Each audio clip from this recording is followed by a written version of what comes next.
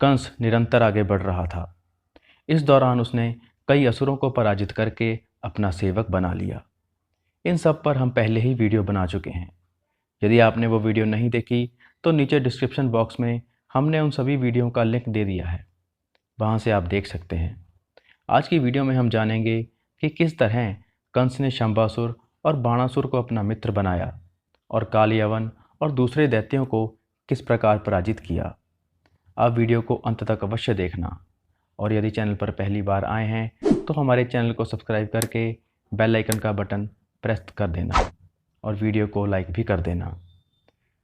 कंस पहले के जीते हुए प्रलंब आदि अन्य दैत्यों के साथ शंबासुर के नगर में गया।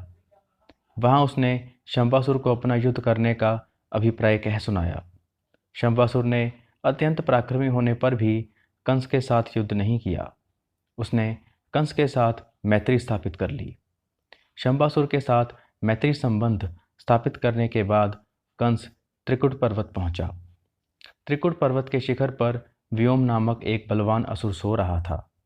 कंस ने वहां पहुंचकर उसके ऊपर लात चलाई। उसके प्रहार से व्योम की निद्रा टूट गई और उसने उठकर जोरदार मुक्कों से कंस पर आघात किया। उस समय उसके नेत्र क्रोध से लाल हो रहे थे। कंस और व्योमासुर में भयंकर युद्ध छिड़ गया। वे दोनों एक दूसरे को मुक्कों से मारने लगे। कंस के मुक्कों की मार से व्योमासुर अपनी शक्ति और उत्साह खो बैठा। उसको चक्कर आने लगा। यह देखकर कंस ने उसे अपना सेवक बना लिया।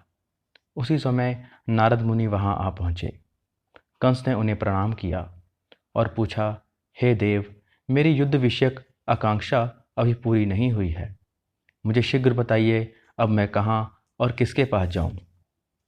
तब नारद जी ने उससे कहा कि तुम महाबली दैत्य बाणासुर के पास जाओ। नारद मुनि के कहने पर अपने बाहुबल के मद से उन्मुक्त रहने वाला कंस शोणितपुर गया।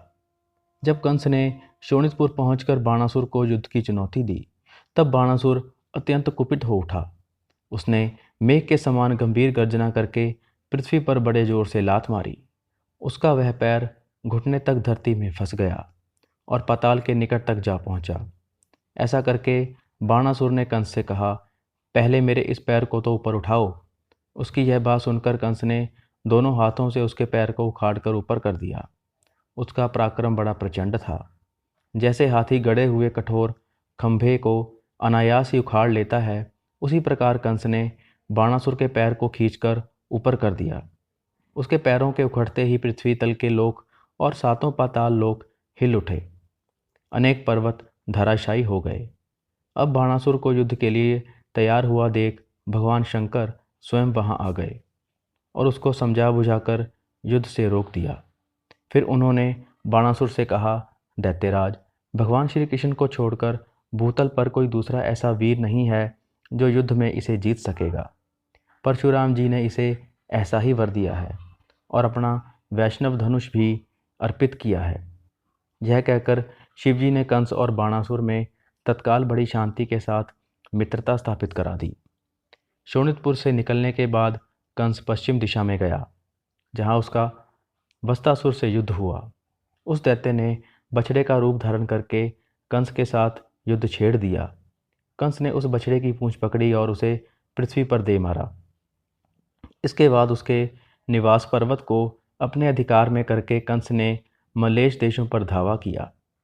कंस के आक्रमण का समाचार सुनकर कालयवन उसका सामना करने के लिए निकला। उसकी दाढ़ी मूछ का रंग लाल था और उसने हाथ में गदा ले रखी थी। कंस ने भी लाख भार लोहे की बनी हुई अपनी गदा लेकर यवन राज पर चलाई और सिंह के समान गर्जना की। उस समय कंस और कालयवन में बड़ा भयंकर गदा युद्ध हुआ। दोनों की गदाओं से आग की चिंगारियां बरस रही थीं। वे दोनों गदाएं परस्पर टकराकर चूर चूर हो गई। तब कंस ने कालयवन को पकड़कर धरती पर दे मारा और पुनः उठाकर उसे पटक दिया। इस तरह उसने उस यवन को मृतक तुल्य बना दिया। यह देखकर कालयवन की सेना कंस पर बाणों की वर्षा करने लगी। तब बलवान दैत्यराज कंस ने गदा की मार से उसकी सेना को कचूमर निकाल दिया।